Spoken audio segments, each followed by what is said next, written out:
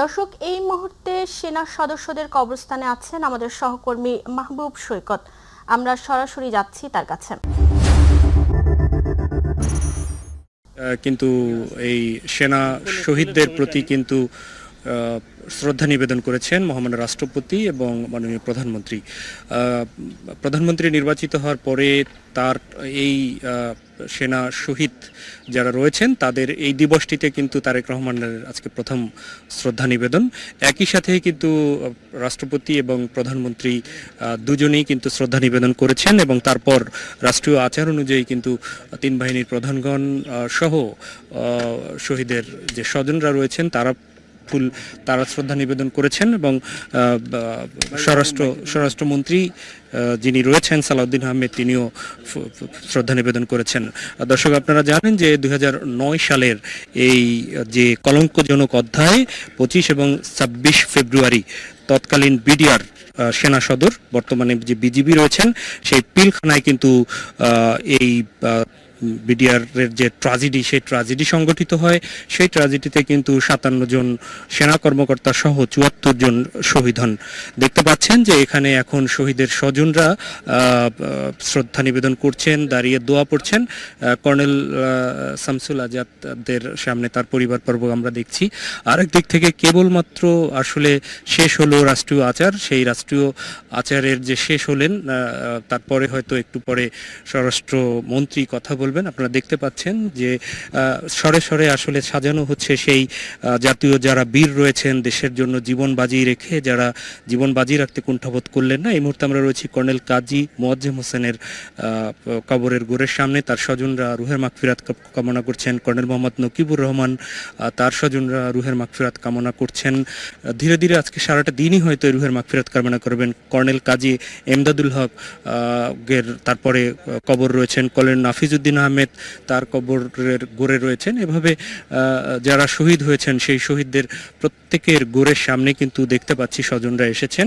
Colonel কুদরত ইলাহি রহমান শফিক, তার স্বজনরা আমরা দেখতে পাচ্ছি যে এসেছেন। Colonel Mohammad Mashiur Rahman, colonel Aminuzzaman. প্রিয় দর্শক, আপনারা জানেন যে এই বেদনা আসলে ভোলার নয়। 17 বছর আগের যে বেদনা, সেই বেদনা আসলে কুশীলব কারা, সেই কুশীলবদের সামনে এনে এখন পর্যন্ত কিন্তু স্বজনরা দাবি করছেন যে যারা কুশীলব, সেই কুশীলবদের আসলে বের করতে হবে। আমরা দেখতে পাচ্ছি যে এখন পর্যন্ত সেনাবাহিনী, সশস্ত্র বাহিনীর প্রতিটা বিভাগ তাদেরকে দেখছি। এরই মধ্যে স্বরাষ্ট্র মন্ত্রী সালাউদ্দিন আহমেদ কথা বলছেন। আমরা একটু তার কথা শোনার চেষ্টা করব। নিশ্চয়ই তিনি হয়তো বা কথা বলবেন বিচার প্রক্রিয়া নিয়ে, যে বিচার প্রক্রিয়া ত্বরান্বিত করার জন্য এবং পেছনে কারা রয়েছেন কুশীলব তাদেরকে হয়তোবা জানার জন্য, সেই কুশীলবদের বের করার জন্য কিন্তু শহীদের পরিবারের দাবি রয়েছে। 57 জন যে সেনা কর্মকর্তা রয়েছেন অত্যন্ত চৌকস, এবং তারপরে জানেন যে পর্যায়ক্রমে বিডিআর এর নাম পরিবর্তন করে যে করা হয়েছিল সেই নাম আবার ফিরিয়ে আনা হয়েছিল। তো এখন প্রেক্ষাপটে আসলে স্বজনদের এবারের প্রেক্ষাপটে 24-এর গণ অভ্যুত্থানের পরবর্তী যে সরকার এসেছে, সেই সরকারের কাছে আসলে দাবিটা অনেক।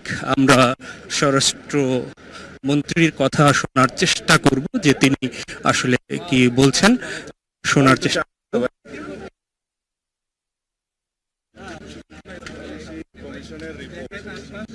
আমাদের সামনে এসছে, এই আমরা সরকারে এসছি জনগণের ম্যান্ডেট নিয়ে অল্প কিছুদিন হলো। তার আগে ইন্টারিম গভর্নমেন্টের সময় এই রিপোর্ট তারা হাতে পেয়েছে। সেই রিপোর্ট বাস্তবায়নের জন্য তেমন কোনো পদক্ষেপ নেওয়া হয়নি। আমি 2-1 দিনে দেখেছি। আমি কয়েকদিন আগে এই রিপোর্টটা পুরো না দেখেই কিছু কথা বলেছি, যেগুলো আজকে সংশোধন করতে চাই। আমরা নতুন করে কোনো তদন্ত কমিশন করব না, যেহেতু জাতীয় একটা স্বাধীন তদন্ত কমিশন গঠিত হয়েছে এবং তারা দক্ষ উপযুক্ত ব্যক্তিদের দ্বারাই গঠিত হয়েছিল। তাদের রিপোর্টে আমি একটা গ্ল্যান্স যা দেখেছি, যেহেতু আজকে কথা বলতে হবে সেই জন্য, তাতে যে সমস্ত সুপারিশমালা এসছে প্রায় 70টি মনে হলো। আমি আরও ডিটেইল দেখব। সেই সুপারিশমালার অনেকগুলো বাস্তবায়নাধীন। আর বিচারাধীন যে মামলাগুলো আছে, কিছু আপিল পর্যায়ে আছে, কিছু অ্যাপিলেট ডিভিশনও হয়তো আছে। এই জুডিশিয়াল প্রসেসটা সমাপ্ত করা হবে। আর অন্যান্য যে সমস্ত রিকমেন্ডেশনস আছে এগুলো আমরা ধাপে ধাপে বাস্তবায়ন করব ইনশাআল্লাহ। এবং শহীদ পরিবারদের এই জাতিকে আশ্বস্ত করতে চাই যে পিলখানা হত্যাকাণ্ডের যথাযথ বিচার করা হবে এবং ন্যায় বিচার নিশ্চিত করা হবে, যাতে এই জাতীয় কোনো ঘটনা আমাদেরকে জাতীয় জীবনে আর না দেখতে হয় ভবিষ্যতে। সেজন্য যে সমস্ত পদক্ষেপ নেওয়া জরুরি সমস্ত পদক্ষেপগুলো আমরা নেব ইনশাআল্লাহ।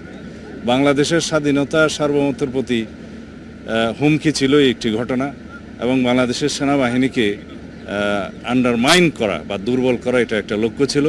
সেটা তাদেরই থাকতে পারে যারা বাংলাদেশের স্বাধীনতা সার্বভৌমত্বে বিশ্বাস করে না অথবা একটা দুর্বল রাষ্ট্র হিসেবে এই দেশকে দেখতে চায়। ধন্যবাদ।